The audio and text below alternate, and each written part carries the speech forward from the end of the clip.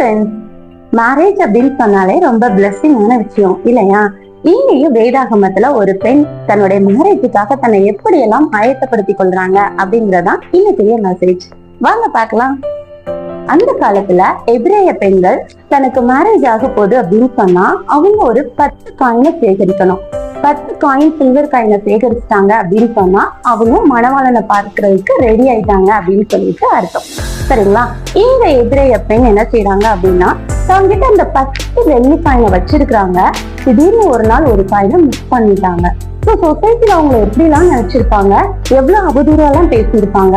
Just imagine பண்ணி பாருங்க, ஒரு பெண்ணுக்கு திருமணம் ஸ்டாப் ஆயிடுச்சு அப்படின்னு சொன்னா அந்த சொசைட்டில மக்கள் அவங்கள எந்த இடத்துல வச்சிருப்பாங்க அப்படின்னு சொல்லிட்டு அந்த வழியத்தான் இந்த பெண் அனுபவிக்கிறாங்க. அப்போ தன் மணவாளனை சந்திக்கிறதுக்காக இந்த எபிரேய பெண் என்ன ஸ்டெப் எடுத்தாங்க அப்படின்னு சொன்னா வேதத்தில் வாசிக்கிறோம். லூக்கா எழுதின சுவிசேஷம் 15ஆம் அதிகாரம் 8 முதல் 10 வசனங்கள் நம்ம வாசித்து பார்த்தோம் என்று சொன்னால், முதலாவதாக அந்த பெண் செய்த காரியம், முதலாவதாக வீட்டை பெருக்குகிறாள். அந்த காயினை தேடுவதற்காக இந்த பெண், இந்த மணவாட்டியாகி இந்த பெண் செய்த காரியம் என்ன? முதலாவதாக வீட்டை பெருக்குகிறாள். இரண்டாவதாக விளக்கை கொளுத்துகிறாள். இரண்டாவதாக செய்தது விளக்கை கொளுத்துகிறாள். அடுத்ததாக என்ன செஞ்சுட்டாங்க? அவங்க அந்த காயினை தேடி எடுத்துட்டாங்க. இந்த 2 ஸ்டெப் ஃபாலோ பண்ணதுக்கு அப்புறம் அவங்க மூணாவதா செஞ்சது என்ன தெரியுமா? தான் பெற்றுக்கொண்ட இந்த குட் நியூஸை பக்கத்துல இருக்கிற நெய்பர்ஸ், அவங்களோட ஃப்ரெண்ட்ஸ் எல்லார்கிட்டையும் போய் ஒரு காஸ்பலா அவங்க என்ன செய்யறாங்க? எல்லார்கிட்டையும் இதை ஷேர் பண்றாங்க.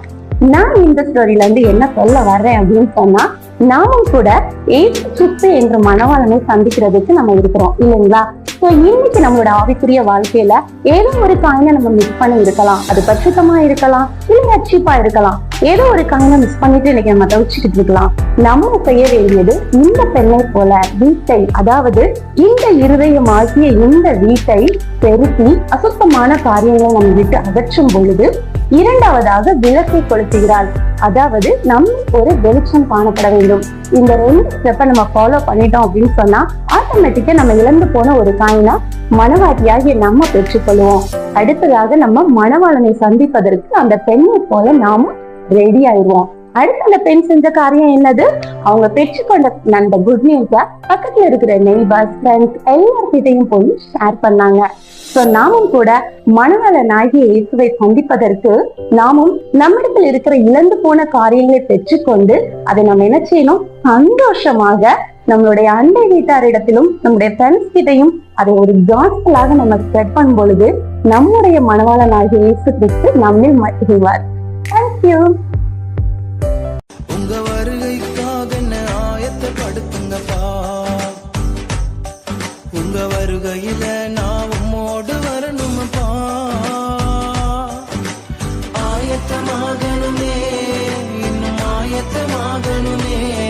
உங்க வருகைக்காக ஆயத்தமாகணுமே, ஆயத்தமாகணுமே, இன்னும் ஆயத்தப்படுத்தணுமே. இந்த உலகையில ஆதாயப்படுத்தணுமே. உமக்காக